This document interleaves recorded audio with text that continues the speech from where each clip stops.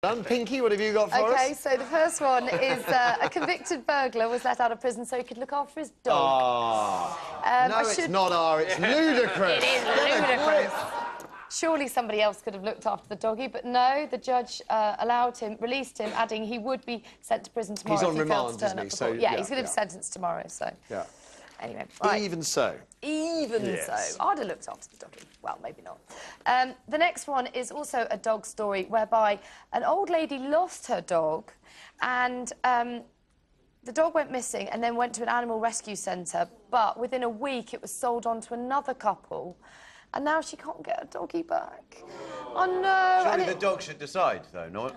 Oh. Well, no, see which one the dog runs to. I know, but it... Where the love is. Good game. Do you know what I mean? Yeah. Good game. Yeah. Higher, lower. It's when he puts the food down. And she can't even find out who's adopted the dog now. Was it tagged or chipped, rather? Well, that's Wasn't the issue. chipped. Ah. And herein lies the moral of these stories, that you've got to tag and chip the dogs and label them up and all the rest consequences. of them. Yeah, but her husband died and it was... He was her little companion. Oh, no. Luckily, the rescue centres I've been to have lots of other dogs that have been chipped, so maybe she could take one of those. It's not the same, Matthew. You can't just replace a lifelong friend. It's just a thought, just a thought. OK, next story... Help both the woman and the rescue dogs, that's all. It's a nice... If a dog's a lifelong friend, it's a very, very old dog. That's all I'm saying. Come on, Pinky, anything else? OK, so the next story is a break-in... I love the headline here. Break-in fast at Tiffany's. Get it? OK, Get it? yeah. Fast at Tiffany's. Yeah. It was a smash and grab at Westfield, where I was only the day before this happened. Was it you? Do you know what? I have thought many a time about raiding Tiffany's, but this is going a bit far. £1 million worth of jewels was stolen. And always in these cases, time's of the essence. They literally smash and grab. 90 seconds it took them. So go in, sledgehammer, whoosh, I have to say, I have been into Westfield out. twice, and it takes me at least 10 minits to get anywhere. So how did they do it in 90 seconds? They did it in the middle of the night, and it was some security door that was left ajar. OK. Left ajar, OK. Oh, now you know, girls. Let's get into Tiffany's quickly. The final story here, Naomi Campbell reveals her diet of maple syrup and pepper. She turns 40 this month. I mean, she does look absolutely incredible. But I should warn you, girls, before you go thinking that this is a good idea, it's one of the most extreme and potentially dangerous weight loss regimes because you survive on something like 600 calories a day, which is way under. Maple syrup had loads of calories. I would as well. Yeah, but if that's all you're having in water with some pepper... Yeah. Then that's your only calorific intake. And the deal is that it speeds up your metabolism, which is why you lose the weight. But don't go doing it, girls. It's not worth it. I mean, it might... Because obviously, if you're really hungry, you can get quite moody, can't you? Quite aggressive. Just a thought. Bit feisty, yeah. Mr. First? OK, the first of my stories is in The Guardian, and it's this awful... Remember the terrible case of the two young brothers who tortured... Doncaster's Devil Boys, I believe. Yes, well, OK, Doncaster's Devil Boys. Basically, there was an appeal to try and reduce their sentence, which was an indeterminate prison sentence.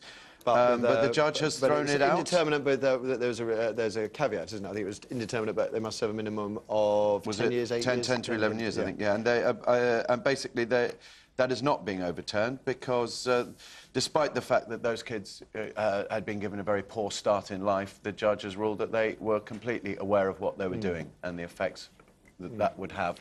Well, Thompson and Venables, of course, they did 8 years of their life sentence, and I think it's 10 years these boys got. It was the minimum they have to serve before they're eligible for parole.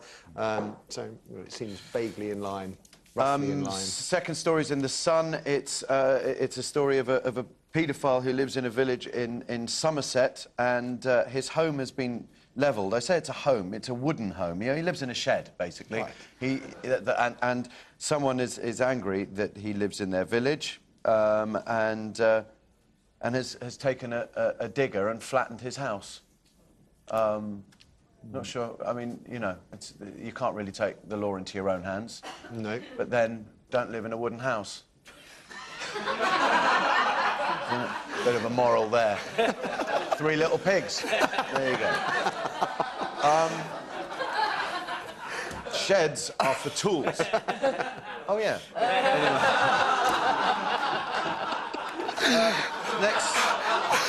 Next story is in the Times, and it's about soldiers serving in Afghanistan and other theatres of war, as the Times have described them, are being charged for their mobile phone service because they can't get out of a contract. And this is on Watchdog. It's an investigation by Watchdog. And they kind of phoned up pretending to be soldiers and saying, well, I'm still being charged. Can I not pay while I'm in Afghanistan because I'm not making calls? Because weirdly, there's no reception in the Helmand province. There's no reception here for my bleeding provider. I'm sure it's perfectly illegal, but I can remember being told I couldn't get out of a contract, and I just never replied. And I never heard any more about it. I'm not suggesting anybody does that, but well, I have to say that some of the providers were very good and did overturn it, and one that I'm synonymous with was probably the best. Really? Bizarrely. But they've cancelled my contract, so...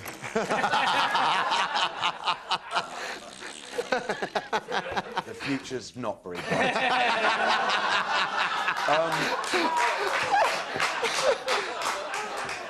The last story is in The Sun, and remember the story? We've had it twice already this week. Well, this is the third time. It's about the man, Nick Bond, who went to Vegas. And, yeah, he got married. Well, not only did he have a kind of long-term relationship in this country, he's got another one. This is he's a love rat. Three-timing love rat. 2 secret girlfriends. This is a girl from Brighton who was like, yeah, apparently we're still going out. He came and had Christmas with my parents last year. So, his publicist is doing wonders for him, Yeah. You said about that earlier in the week that he had a publicist. Where's my Daily Mail today? Huh? Where's my Daily Mail today? Where's my Mood of the Mail? If you did have Mood the of the Daily Mail Mail today is... Come here.